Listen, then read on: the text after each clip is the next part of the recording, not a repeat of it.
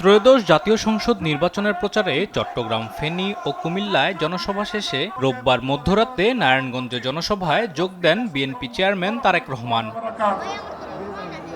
তাকে এক নজর দেখতে শীত উপেক্ষা করে আগে থেকে জড়ো হন দলের অসংখ্য নেতাকর্মী ও বিভিন্ন শ্রেণী পেশার মানুষ।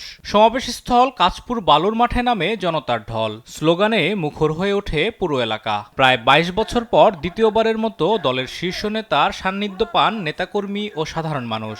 আজকের রাতটা আসলে আমাদের চাঁদ রাতের মতো, ঈদের রাত যেরকম হয় ঠিক সেরকমই, কারণ ১.৫ যুগ পর আমাদের নেতাকে আমরা কাছে পাচ্ছি।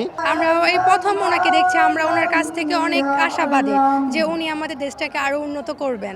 জনসভায় তারেক রহমান বলেন, বিগত ফ্যাসিস্ট সরকার ডামি নির্বাচন ও নিশিরাতের ভোট করে মানুষের ভোটাধিকার কেড়ে নিয়েছিল।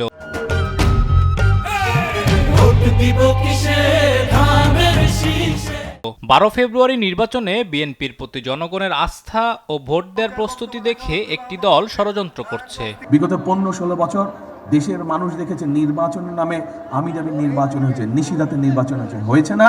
এখন আবার ষড়যন্ত্র শুরু হয়েছে যাতে আপনাদের যে ভোটের অধিকার যেটা প্রতিষ্ঠিত হতে যাচ্ছে ইনশাল্লাহ, সেই অধিকারের বিরুদ্ধে কেউ কেউ মাথা খারাপ হয়ে গেছে।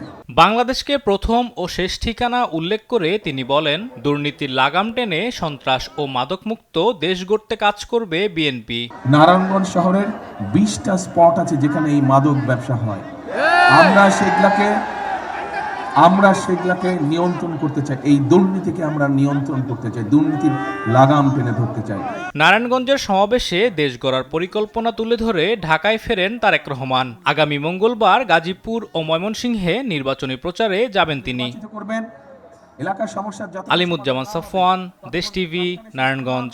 হাল যেদিন কাটতে যাব সেদিন কিন্তু আমার